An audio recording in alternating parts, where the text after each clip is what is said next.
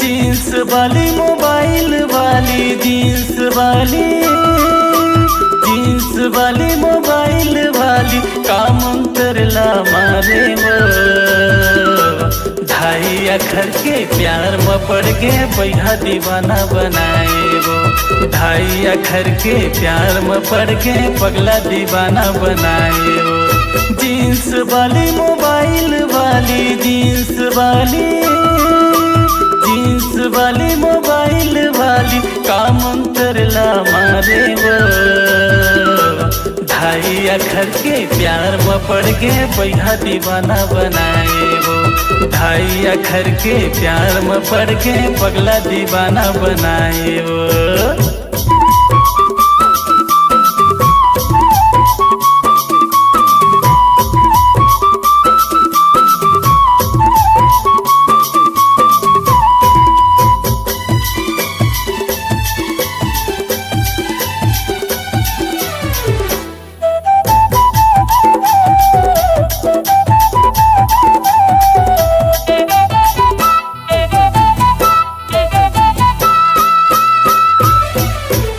आखी में मोहनी रूप में जादू मुच मुच ले है हंसाई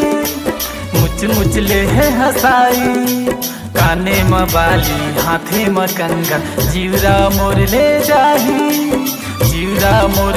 जाही तो जवानी के नशा मोला दारू सही चढ़ाही तो जवानी के नशा मोला गांजा सही चढ़ाही।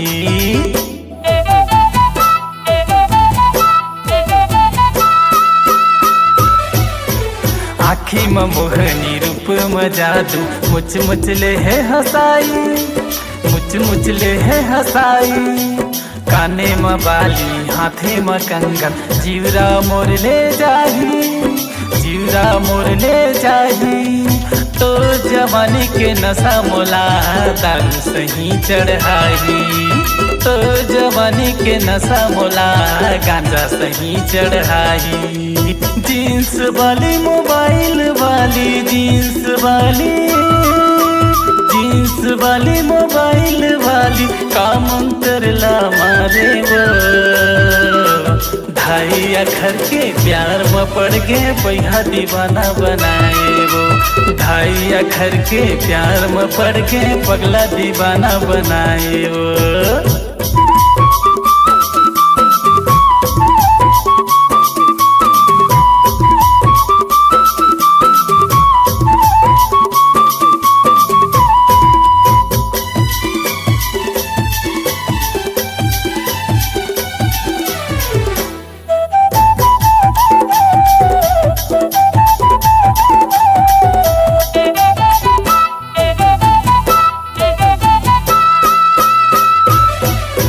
गजब के रेंगना गजब के बोलना गजब के है अंगड़ाई गजब के है अंगड़ाई कन्या में कर धन पाँव में पैरी होठ हवे तोर लाली तो जवानी के नशा मोला दारू सही चढ़ाई तो जवानी के नशा मोला गांजा सही चढ़ाई।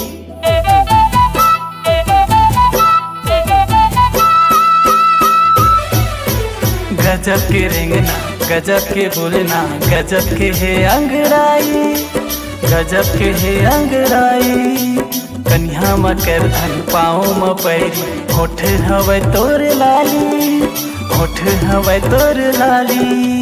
तो जवानी के नशा मोला दारू सही चढ़ाई तो जवानी के नशा मोला गांजा सही चढ़ाई। जींस वाली मोबाइल वाली जींस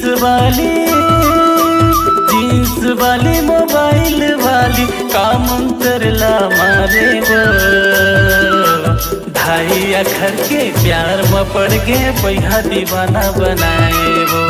ढाई अखर के प्यार में पड़ के पगला दीवाना बनाए वो ढाई अखर के प्यार में पड़ के पैहा दीवाना बनाए वो ढाई अखर के प्यार में पड़ के पगला दीवाना बनाए वो।